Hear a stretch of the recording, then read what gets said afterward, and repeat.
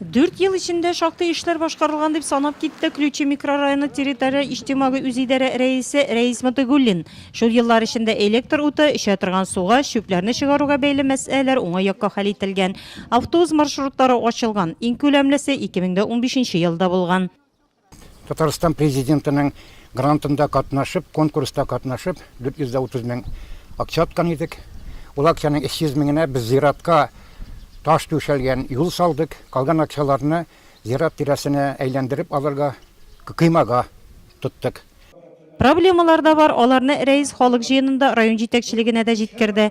Клуб авылда кибет ташу һәм юлларга кагылышлы иде алар. Бездә барлыгы 220 метр юл салынды. Бу елына 50 метр, 55 метр дигән сүз. Халык белән берлектә авылны төзекләндерү эмәләре үткәрү Югары Нурлат микрорайонында да башкарыла. Алда планнар зурдан, аларны бу ел откан грантлар исәбенә эшләргә планлаштыралар.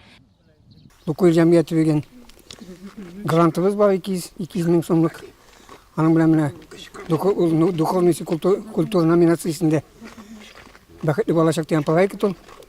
Без аның менә якын киләчәктә 5 августка кадәр куелырга дигән договор бар. Мәктәп территориясендә балалар мәйданчыгы ясарга җыенабыз.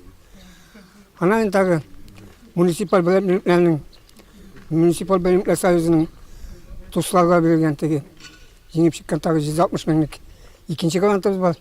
Юлларга куябыз мили эшләнеп бетмәгән менә су трассалары бар. Шуларны ремонтларга кулланырга дип торабыз. Территория иҗтимагый җирле үзидарәнең эшчәнлегеннән Түбән Нурлат микрорайонында яшәүчеләр дә канәгать. Юллар, су проблемасы биредә акрынлап уңай якка хәл ителә. Ул кирәк. Кирәк дип аталмый, чөнки авыл советы булмагач, ун туз хатында менә шушы товарищество ул бик нык безгә ярдәм итә. Халык өчен ярдәм итә. Халык өчен кирәк дип уйлыйм. Ул кирәк әйбер.